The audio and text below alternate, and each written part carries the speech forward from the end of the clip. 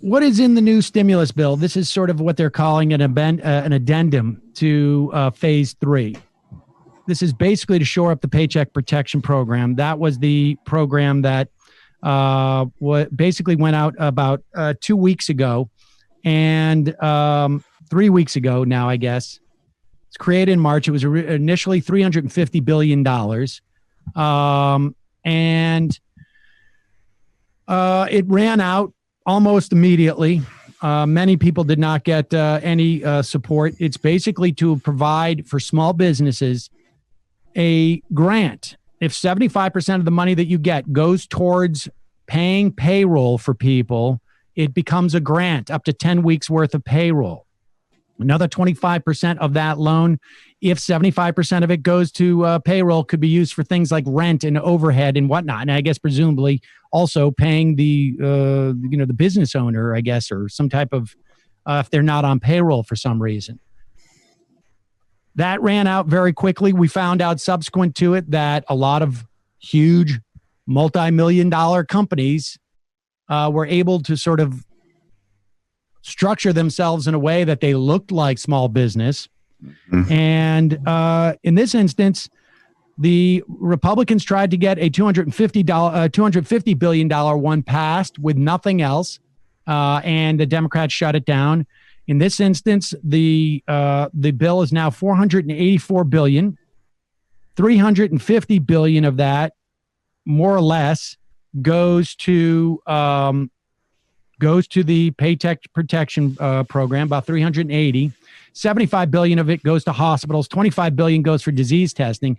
That's the part that the Democrats are really bragging about, the $75 billion to hospitals. That's good, but and maybe Republicans wouldn't have pushed it at all. They certainly weren't going to do it 2 weeks ago anyways, but maybe they would have by now. It's unclear because we don't even know where this money ends up going. That's part of the problem.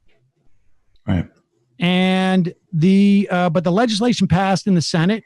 It will probably pass in the House because there's no voting. It's just basically unanimous consent. There will be some testing money that will go there. Some of it will go to the states. Some of it will go to the federal government. Apparently, Donald Trump doesn't want responsibility for federal testing and wants to be able to say that Congress didn't earmark any money. So that's probably why they put that in there.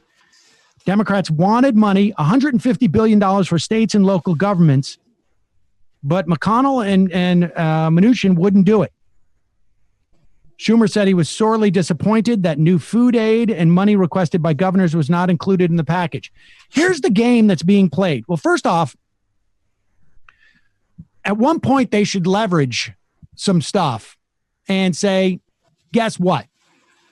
If you're not going to give money to feed people and you're not going to give money to states to help people who are unemployed, we're not going to give money to businesses.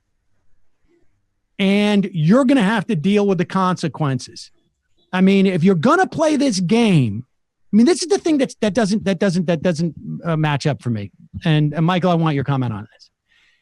If the game is Joe Biden's going to pretend like he doesn't exist, the Democrats are going to pretend like they don't exist, because when your enemy is, hurting himself or whatever that line is, don't get in the way of your enemy, killing themselves. Okay.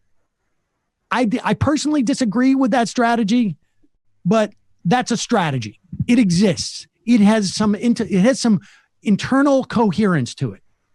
Well, what is the strategy where if the theory is they're going to hurt themselves and we're going to win in the fall, and it's a very narrow strategy, right? It's not about legislation. It's not about helping the country. It's not about setting things up for the future. None of that. Okay, fine. It's just about winning the election, because if we don't win the election, we can't do anything else, blah, blah, blah.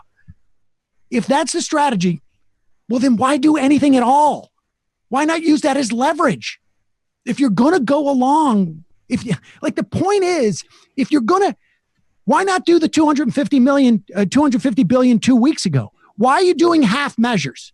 You're neither fish nor fowl. You either use the leverage or you don't. If you use it a little bit to do nothing, then you're involved in their screw ups.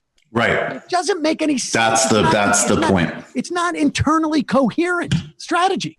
And also, I mean, I'll forgive me, but I'll quote James Carville, who said, and this is and along the lines of that strategy, but more coherent. He said, when your opponent's drowning, throw them an anvil. So you could maybe, yes, you don't want to get in the way of their screw ups, but you can actually aid them when they're already unraveling by making their lives harder.